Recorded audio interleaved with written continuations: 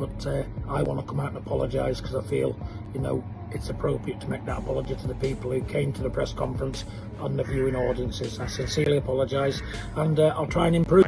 And that sells, so people want to talk about it, but in hindsight, my dad says a lot of stuff, and does it ever affect me? Tyson Fury clearly warns John Fury after the apology to Carl Froch and shows frustration over the situation getting out of control.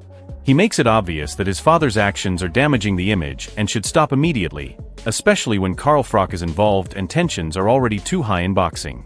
Go on then, tell me how you don't agree. Hold on a minute, if it's in this country, yeah, then there's only a certain amount of money that can be... Tyson Fury explains that John Fury still manages to create huge hype despite his age, but he criticizes the idea of John stepping into a fight with Carl Froch. He clearly states that Carl Froch is far too dangerous and experienced, and from Tyson Fury's point of view, such a matchup would be one-sided and should never happen. Both of them. They need to fucking have a bit of sense and show some professionalism in this game. John Fury publicly apologizes after his press conference outburst and admits that his emotions got the better of him. He accepts the fine and acknowledges that his behavior was unacceptable in a professional boxing environment. From an outside view, it shows an attempt to calm the situation after serious backlash, but it also highlights how quickly tensions escalated in the build-up around Carl Froch. Good morning, people. Just want to make a quick apology for my inappropriate language yesterday. It's unacceptable. I accept that. But emotions run high, we get involved, and it is the fight game. It was pandemonium.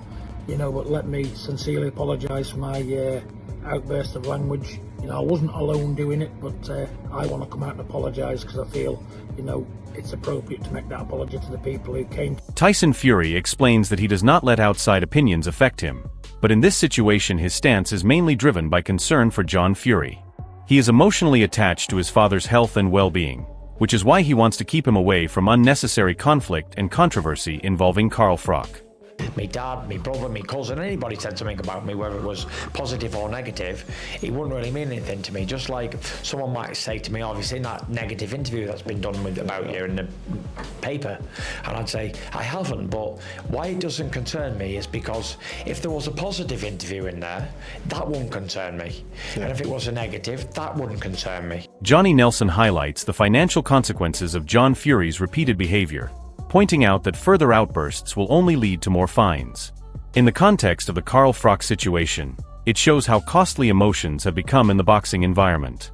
From a wider view, it also adds pressure on Tyson Fury, who is trying to control the fallout around his father's actions. And if he does it again and he's over, he's going to get fined again. And I don't know if it's by the pound, by the ounce, what he's getting fined for. Well, it's an expense. Carl Froch describes the situation as threatening and suggests that John Fury crossed a line with his comments. He highlights the seriousness of the language used and implies that the warnings were not just emotional outbursts but personal threats. This intensifies the tension around the entire incident and increases pressure on Tyson Fury to respond carefully. Quite threatening, actually, quite... if I was a bit of a snowflake, then I'd have been upset, I'd have been offended by it, because it was threatening, he was calling it on, and he was saying basically watch your back, and you don't want to go back to prison. So he needs to be careful, doesn't he, when he's talking about going back to prison. So he's putting loose threats out there for me. Duke McKenzie puts the whole situation into perspective by calling it part of boxing promotion and hype culture. He suggests that drama around Tyson Fury and John Fury naturally attracts attention and builds interest. From a broader view, it shows how controversy often fuels boxing events, even when it looks chaotic from the outside. Who knows? They're great at self-promoting, aren't they? And, listen, you've heard it all before. You've seen it all before. When Tyson Fury fights, the whole circus comes to town and everybody just jumps on board and says the first thing that comes into their head. So it is what it is. Like I said, I don't think Froch should be disappointed with that one bit. You're not, certainly. So is it good for the sport? They're promoting the fight. Simple as that. They just promote. Carl Froch responds strongly and confidently, dismissing John Fury's claims and asserting his dominance as a former world champion. He reinforces his legacy and questions John Fury's credibility in making such calls. This exchange adds even more heat to the rivalry and increases the pressure on Tyson Fury to manage the situation. Pipe down, no beef for you at all, but don't talk shit about me, because it's not gonna end well for you. About talking about mentioning your name for clout. I'm mentioning your name because you're chatting shit. Your old man stepped out of line. He's been put in his place, been put back in his box. Good luck to Tyson Fury because he's got a big fight ahead of him. Pain Game adds a lighter but still critical angle, joking about John Fury's personality and how often he brings attention to himself. While humorous in tone, it still reflects how controversial and outspoken John Fury has become in boxing discussions. This indirectly increases Tyson Fury's burden as he continues to deal with his father's public image and reactions. Father of the king of the world. I think he's referring to Tyson Fury. You know, when you have kids, you know, most people, when they want to talk about their children, they might pull their mobile phone out and show a few pictures. Big John just shows you his balls. That's where they came from. If there's anyone who needs a Manscaped advert, it's fucking John Fury. Eddie Hall expresses frustration over the ongoing behavior and drama surrounding John Fury, calling out the constant talking without action. He criticizes the emotional outbursts and past incidents, suggesting it damages credibility in the boxing world. From a broader perspective, this reflects how John Fury's personality continues to create division, and how Tyson Fury is constantly forced to deal with the consequences of his father's public image while trying to maintain focus on his own career. He's just a fucking idiot. Plain and simple. I mean, geez, look, we've all seen the tantrums he's had. You know, headbutting walls and headbutting people and smashing Perspex glass and holding his balls and saying he's the king of the world and King Kong balls and whatever else. And I was just fed up of it, you know, genuinely. And Frank Warren strongly condemns the actions involving John Fury, describing the incident as damaging to boxing's image. He emphasizes that such behavior is not acceptable at high-level events and reflects poorly on the sport. This adds further pressure on Tyson Fury, who is caught between defending his father emotionally, while also protecting his own professional reputation in a sport that values discipline and control. Won't be any more of it, that's for sure. And everybody wants to show some respect to each other. And let's see the fight where it should happen, in the ring on Saturday. Johnny Nelson explains that John Fury is driven heavily by emotion and often acts without thinking in high-pressure situations. He suggests that after recent incidents, John Fury now has a responsibility to control his behavior moving forward. From a wider perspective, this highlights the ongoing concern within boxing circles about how these emotional outbursts impact Tyson Fury's environment and public perception. The pressure is now on John to behave himself. He's distracted a lot of attention and talk, and I'm quite sure someone will have a word with Matt. The authorities will have a word with him. Eddie Hearn acknowledges that the incident between John Fury and Carl Froch went too far, but also admits it has increased attention on the fight scene. He highlights the double nature of boxing, where controversy can damage reputation but also boost interest. In this situation, Tyson Fury is indirectly benefiting from the spotlight, but also dealing with the pressure of keeping his family drama under control. Yeah, I mean, listen, it's boxing, it's family. John's John. Both goading each other. Both very personal. Both means a lot to everybody. Shouldn't have done it, but it's done. Carl Froch continues to respond aggressively, reinforcing his confidence and dismissing the situation as unnecessary drama.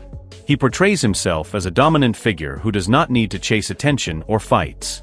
This adds further intensity to the ongoing tension, placing Tyson Fury in a position where his family's involvement is constantly being challenged and criticized within the boxing community. John Fury is a big bully, and big bullies need putting into place. And if I'm the man that has to do it, I will do it. I don't want to beat an old man up. I don't want to start on a 60-year-old man. But when I look back, when I beat George Groves up in front of 80,000 fans at Wembley Stadium, rendering him unconscious, he was 11 years younger than me. I'm only 10 years younger than Big John Fury. I know he doesn't look well, does he? He looks a bit older. I don't want to give him any stick, but he's 10 years older than me, 60-year-old man. I'm pressing on for 50. So, is it a fair fight? I think Duke McKenzie explains that Carl Froch's involvement in these discussions is often tied to motivation and financial incentive rather than pure rivalry. He suggests Froch would only seriously engage if the offer and stakes were right, otherwise he is not interested in unnecessary confrontations. From a broader boxing perspective, this reflects how modern fight promotion works, where financial reward often dictates participation more than personal conflict. In the background of all this, Tyson Fury remains connected to the situation indirectly, as his family name keeps appearing in these heated exchanges. It shows how external drama continues to orbit around the Fury name, even when Tyson himself is not directly involved. And then there's Froch, who's been paid to fight. He's used to getting money for knocking guys out. I'm sure if they put enough knocks in front of Carl Froch, in front of Carl Froch, then he might rise to it. But he ain't going to rise to it if there's no money on the table, if there's no end goal. If you want to punch up, you can go out in the street and have that any day of the week. Pain Game highlights Carl Froch's reputation as a genuine elite-level fighter with proven world championship experience. He describes Froch as physically imposing and still highly respected even after retirement. This reinforces why his name carries weight in any confrontation involving the Fury family. In the wider context, Tyson Fury's reaction to his father's involvement makes more sense, as facing someone like Froch is not seen as a simple promotional exchange but a serious risk. The respect Froch commands among fighters and promoters adds pressure to the entire situation and explains why his name continues to escalate tensions rather than calm them down.